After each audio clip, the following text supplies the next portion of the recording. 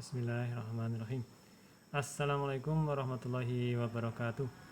Alhamdulillahirrahmanirrahim. Saya panjatkan puji syukur kehadirat Allah Subhanahu wa taala, Tuhan yang Maha Kuasa. Dengan rahmat dan karunia-Nya kita bisa bertemu kembali pada kuliah online saat ini. Saya ucapkan terima kasih kepada seluruh mahasiswa yang sudah bergabung pada kuliah online saat ini. Pada kesempatan ini saya akan berusaha menyampaikan materi mata kuliah terapi komplementer dengan judul 1. Aspek legal dalam perawatan holistik. 2.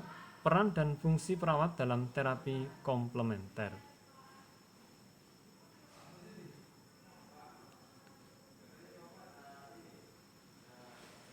Filosofi keperawatan yang mendasari terapi komplementer. Filosofi holistik dalam keperawatan juga ada pada terapi komplementer, yaitu harmoni dalam diri dan promosi kesehatan dalam terapi komplementer. Jadi secara filosofi yang mendasari terapi komplementer yaitu filosofi holistik, ya.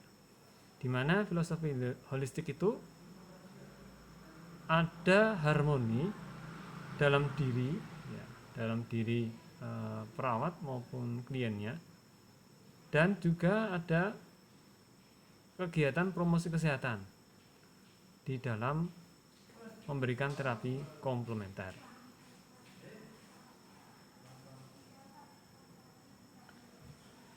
Teori dan konsep terapi komplementer dalam keperawatan. Yang pertama, terapi komplementer merupakan pengembangan terapi tradisional yang digabungkan dalam pengobatan modern. Ini menurut Andrew dalam Widyawati 2008. Kemudian nomor 2, terapi komplementer bisa meningkatkan kesempatan perawat dalam menunjukkan caring pada kliennya. Jadi di sini dengan memberikan terapi komplementer, perawat mempunyai kesempatan untuk melakukan caring, ya, yang kepada kliennya. Caring itu ya istilahnya perawatan yang lebih menyeluruh, ya, perawatan yang care, ya, memperhatikan kliennya. Kemudian yang ketiga, bentuk terapi komplementer ini dapat mempengaruhi individu secara menyeluruh atau holistik, yaitu sebuah keharmonisan individu untuk mengintegrasikan pikiran, badan, dan jiwa dalam kesatuan fungsi. Ya. Jadi di dalam teori dan konsep terapi komplementer itu ada istilah holistik atau menyeluruh, ya, di mana di dalam istilah holistik itu adanya keharmonisan individu untuk mengintegrasikan, ya, pikiran, kemudian badan dan jiwa, mind, body, and soul dalam kesatuan fungsi. Ya, ini ada di dalam terapi komplementer. Kemudian kita akan bahas tentang aspek legal dalam perawatan holistik, yang mana di dalam holistik ini ada, ya, komplementer, ya. Artinya apa? Terapi komplementer mengandung unsur perawatan holistik atau menyeluruh dan penggabungan antara terapi tradisional dengan modern, ya. Ini akan kita lihat aspek legalnya, aspek hukumnya, ya, khususnya di Indonesia. Di dalam teori disebutkan bahwa aspek legal yang terkait tentang perawatan holistik termasuk terapi tradisional itu sudah ada di dalam undang-undang, ya. Yang pertama, Undang-Undang Republik Indonesia Nomor 36 Tahun 2009 tentang Kesehatan, Pasal 47, yang berbunyi, upaya kesehatan diselenggarakan dalam bentuk kegiatan dengan pendekatan promotif, preventif, kuratif, dan rehabilitatif yang dilaksanakan secara terpadu menyeluruh dan berkesinambungan. Ya. Jadi di dalam undang-undang ini ada istilah promotif ya, yang mana promotif itu juga ada di dalam terapi komplementer. Ya. Kemudian juga ada istilah menyeluruh. Menyeluruh ini juga ada di dalam terapi komplementer, yang artinya holistik. Ya. Sehingga di sini Undang-Undang RI nomor 36 tahun 2009 tentang kesehatan pasal 47 ini merupakan salah satu aspek legal yang terkait perawatan holistik ya, atau terapi komplementer. Yang kedua, aspek legal dalam perawatan holistik atau di dalam terapi komplementer itu adalah Undang-Undang RI nomor 36 tahun 2009 pasal 49 ayat 2 yang berbunyi, penyelenggaraan upaya kesehatan harus memperhatikan fungsi sosial, nilai dan norma agama, sosial budaya, moral dan etika profesi. Ya. Jadi kalau di dalam perawatan holistik ya, itu ada keseimbangan ya antara pikiran, badan dan jiwa. Nah, yang mana ini juga diatur juga di dalam Undang-Undang RI ya, atau include juga di dalam Undang-Undang RI tentang upaya kesehatan, yang mana upaya kesehatan itu harus memperhatikan ya beberapa fungsi, artinya memperhatikan keseimbangan ya, fungsi sosial, nilai, norma agama, sosial budaya, moral dan etika profesi. Ini aspek legal yang kedua. Berikutnya aspek legal yang ketiga, yaitu Undang-Undang RI nomor 36 tahun 2009 pasal 60 ayat 1 yang berbunyi, setiap orang yang melakukan pelayanan kesehatan tradisional yang menggunakan alat dan teknologi harus mendapat izin dari lembaga kesehatan yang berwenang. Ya, jadi kalau misalnya seorang tenaga kesehatan, dalam hal ini adalah perawat, mau mempraktekkan ya terapi komplementer, itu perlu mendapat izin ya, atau mau membuka praktek keperawatan yang dimana di dalam praktek itu ada terapi komplementernya, itu perlu mendapat izin dari lembaga kesehatan yang berwenang ya, karena ini terkait dengan aspek legal dalam perawatan holistik ya. Itu sudah ada peraturan yang meliputinya. Kemudian yang keempat, Undang-Undang RI nomor 36 tahun 2009 pasal 60 ayat 2 yang berbunyi, penggunaan alat dan teknologi sebagaimana dimaksud pada ayat 1 harus dapat dipertanggungjawabkan manfaat dan keamanannya serta tidak bertentangan dengan norma agama dan kebudayaan masyarakat. Ya. Jadi apabila tenaga kesehatan, dalam hal ini perawat, menggunakan alat dan teknologi di dalam menjalankan prakteknya, itu harus bisa dipertanggungjawabkan manfaat dan keamanannya dan tidak bertentangan dengan norma agama dan kebudayaan masyarakat ya. Jadi kita perlu memperhatikan alat-alat yang kita pakai untuk melakukan praktek keperawatan. Kemudian yang kelima, aspek legal dalam perawatan holistik, yaitu Undang-Undang RI nomor 36 pasal 2009 tahun 2009 pasal 61 ayat 1 yang berbunyi, masyarakat diberi kesempatan yang seluas-luasnya untuk mengembangkan, meningkatkan dan menggunakan pelayanan kesehatan tradisional yang dapat dipertanggungjawabkan manfaat dan keamanannya ya. Jadi di dalam peraturan ini sebagai seorang anggota dari masyarakat, tenaga kesehatan itu mempunyai kesempatan seluas-luasnya untuk mengembangkan, meningkatkan dan menggunakan pelayanan kesehatan tradisional yang dapat dipertanggungjawabkan seperti terapi komplementer. Setelah aspek legal kita pelajari, maka kita perlu belajar juga tentang yang kedua, peran dan fungsi perawat dalam terapi komplementer ya. Nah, jadi kalau kita sudah mengetahui aspek-aspek legalnya, kita akan berusaha ya memenuhi aspek legal itu sehingga praktek kita aman ya. Untuk peran dan fungsi perawat dalam terapi komplementer itu ada beberapa peran dan fungsi. Menurut sebuah sumber disebutkan yang pertama, peran perawat yang terkait terapi komplementer yaitu satu sebagai konselor. Konselor itu yang orang yang memberikan konseling terkait dengan masalah kesehatan, masalah perawatan dari klien, sehingga berusaha membantu kliennya untuk membuat keputusan tentang masalah yang dihadapi. Kemudian yang kedua, pendidik kesehatan, artinya memberikan pengetahuan, memberikan informasi-informasi terkait dengan kesehatan yang bisa dilakukan oleh kliennya. Yang ketiga, peran perawat terkait terapi komplementer yaitu peneliti, yaitu meneliti terkait dengan masalah-masalah keperawatan atau kesehatan yang terkait dengan terapi komplementer, sehingga bisa mengembangkan keilmuan di bidang keperawatan. Yang keempat, pemberi pelayanan langsung.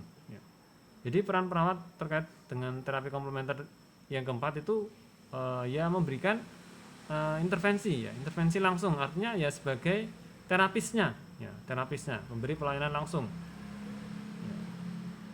Kemudian yang kelima, sebagai koordinator. Nah, ini misalnya kalau kita praktek secara berkelompok, seorang perawat itu juga perlu bisa mengkoordinasikan praktek yang dia lakukan dengan timnya, sehingga bisa berjalan dengan baik. Kemudian yang keenam, sebagai advokat. Advokat itu pembela hak-hak dari klien. Ini ada 6 peran perawat yang terkait terapi komplementer.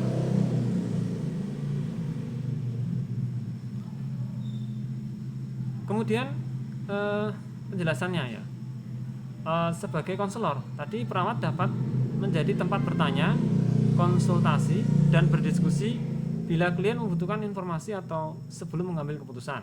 Nah, ini penjelasan sebagai konselor.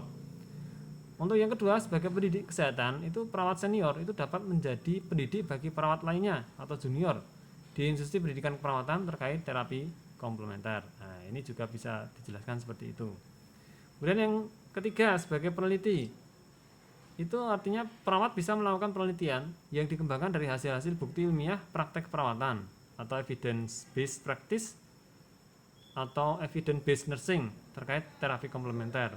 Nah, ini nanti diharapkan bisa menemukan hal-hal yang baru berdasarkan kaidah-kaidah ilmiah. Kemudian yang keempat tadi penjelasannya tentang pemberi pelayanan langsung. Perawat bisa sebagai pelaksana terapi komplementer bila sudah memiliki keahlian terkait terapi komplementer yang sesuai dengan klien. Jadi di dalam memberikan terapi komplementer, perawat itu perlu keterampilan terkait terapi itu, sehingga bisa melakukan terapi kepada kliennya. Dan yang kelima tadi koordinator, yaitu perawat dapat mendiskusikan dengan dokter tentang terapi komplementer yang sesuai pada klien. Nah, ini bisa dijelaskan seperti ini juga, Jadi kalau misalnya praktek berkelompok, ada dokternya juga, bisa saling berdiskusi tentang terapi komplementer yang sesuai pada klien yang sedang diterapi. Kemudian sebagai advokat, yaitu perawat itu berperan untuk advokasi dalam memenuhi permintaan kebutuhan terkait perawatan komplementer yang bisa diberikan pada klien. Jadi membela hak-hak klien terkait permintaan kebutuhan terapi komplementer. Itu adalah peran dan fungsi perawat dalam terapi komplementer. Kemudian tadi penjelasan tentang peran jadi ini dipisah-pisah Tadi peran ada 6, kemudian ini fungsi Sekarang penjelasan fungsi perawat yang terkait terapi komplementer itu ada 3 Yang pertama fungsi dependen, yaitu bergantung pada profesi lain. Misal, dalam memberikan pelayanan langsung, perawat juga perlu memperhatikan instruksi dari profesi lain agar terwujud pelayanan yang baik. Nah, contoh dalam hal ini adalah tenaga medis atau dokter. Jadi di sini perawat fungsi dependen itu tergantung instruksi dari orang lain, itu bisa yang pertama. Karena memang perawat tidak berhak untuk melakukan tindakan tanpa adanya permintaan dari medis, misalnya itu Yang kedua fungsi independen, artinya adalah fungsi mandiri seorang perawat. Misalnya dalam menentukan intervensi perawatan atau bentuk terapi komplementer yang sesuai dengan klien, maka perawat perlu pengkajian keperawatan pada klien. Ya. Kegiatan ini perlu dilakukan perawat secara mandiri. Nah, jadi ada fungsi yang kedua yaitu independen, fungsi tidak tergantung pada profesi lain. Artinya ya mandiri dilakukan oleh perawat. Contohnya adalah pengkajian keperawatan pada klien. Ya. Nah, sebelum diberikan terapi komplementer yang sesuai, maka klien ini dikaji dulu permasalahan kesehatannya apa. Nah, ini perawat juga perlu melakukan hal ini ya, pengkajian pada klien. Nah, ini sebagai bentuk fungsi independen atau fungsi mandiri dari perawat. Kemudian fungsi yang ketiga yaitu fungsi interdependen. Ya. Fungsi interdependen ini fungsi dalam bekerja sama dengan profesi lain. Misalnya dalam menjalankan peran koordinator, maka perawat perlu juga mendiskusikan dengan dokter terkait terapi komplementer yang sesuai untuk klien. Nah, interdependen ini ada saling ketergantungan ya, antara perawat dan medis atau dokter, sehingga perawat ini juga bisa berdiskusi kepada dokter terkait dengan terapi komplementer yang sesuai pada klien yang sedang diberikan pelayanan kesehatan. Nah, itu adalah 3 fungsi ya perawat dalam terapi komplementer. Nah, ini sekarang kita akan menyampaikan terkait dengan contoh terapi komplementer ya. Jadi terapi komplementer itu ada banyak ya. Contoh terapi komplementer menurut NCCAM, National Center for Complementary Alternative Medicine. Ya, ini salah satu organisasi terapi komplementer yang ada di luar negeri ya. Salah satunya adalah mind body therapy ya. Jadi contoh terapi komplementer yang sering dipakai itu adalah mind body therapy ya. Contohnya yoga, kemudian terapi musik, kemudian berdoa, kemudian tai chi, kemudian terapi seni, kemudian hipnoterapi yang dapat meningkatkan suplai oksigen dan mengurangi kecemasan, kemudian meditasi, imagery dapat mengurangi rasa nyeri pada penderita kanker dan lain-lain. Ya. Jadi ini mind body therapy ini ada keseimbangan antara pikiran dan badan. Jadi menyeimbangkan antara pikiran dan badan sehingga terjadi keseimbangan dan bisa memperoleh efek terapi. Ini adalah contoh terapi komplementer. Nah, sekarang saya akan menyampaikan terkait dengan tugas ya. Jadi pada pertemuan ini mahasiswa akan saya berikan sebuah video ya, tapi videonya nanti beda dengan file dari video yang presentasi saya ini ya. Nanti akan saya kirim videonya, sehingga nanti mahasiswa bisa menganalisa video itu, melakukan refleksi ya terkait dengan komunikasi yang dilakukan oleh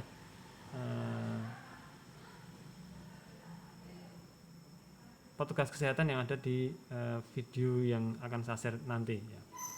Jadi tugas mahasiswa nanti lakukan refleksi dan analisa terkait komunikasi pada pasien dalam perawatan holistik yang ada di video materi ini. Yaitu saya mengambil video yaitu art terapi ya. Jadi nanti saya akan mengirimkan video art terapi yang mana mahasiswa nanti perlu melakukan refleksi dan analisa dari video itu ya terkait dengan komunikasi pada pasien. Kemudian tulis tangan ya, tugasnya tulis tangan dengan baik hasil analisa pada kertas ya. Jadi nanti kalau Anda sudah menganalisa, nanti ditulis tangan yang baik ya. Kemudian diupload ya ke portal kampus ya. Portal kampus yang nanti akan saya buka ya, portal kampusnya sesuai dengan waktunya ya, sesuai dengan waktunya. Kemudian refleksi dan analisa perlu menjawab soal ini. Nah, ini nih sebagai istilahnya panduan untuk mengerjakan refleksi atau analisa, yaitu dengan menjawab beberapa soal ini. Yang soal ini nanti bisa diamati dari video yang akan saya kirim. Soal 1, apa tujuan dari art terapi dalam video art terapi di materi ini ya. Jadi nanti akan saya share video art terapi dan tujuan apa, ini Anda tulis tujuannya. Jadi Anda memperhatikan videonya, kemudian Anda menulis tujuan art terapi itu. Kemudian yang kedua, apa peran perawat dalam terapi komplementer di video dalam materi ini? Ya. Jadi peran perawat apa yang dilakukan oleh perawat yang di dalam video itu dituliskan di jawaban soal ini. Yang ketiga, apa fungsi perawat dalam terapi komplementer di video dalam materi ini? Yang ketiga itu menanyakan fungsi perawat. Ya. Jadi fungsi perawat apa yang ada di dalam video art terapi nanti. Ya. Nah itu adalah beberapa pertanyaan yang bisa membantu untuk melakukan refleksi atau analisa ya, terkait dengan video yang akan saya kirim. Nanti apabila ada pertanyaan silahkan nanti WA langsung kepada saya ya.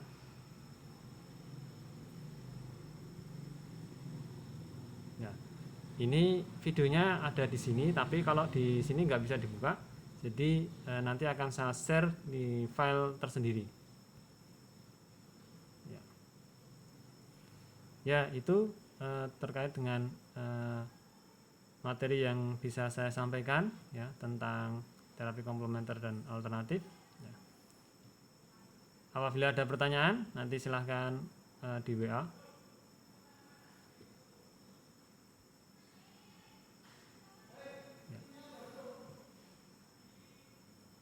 Kurang lebihnya saya mohon maaf. Terima kasih atas perhatian dan kerjasamanya. Selamat mengerjakan tugas. Wassalamualaikum warahmatullahi wabarakatuh.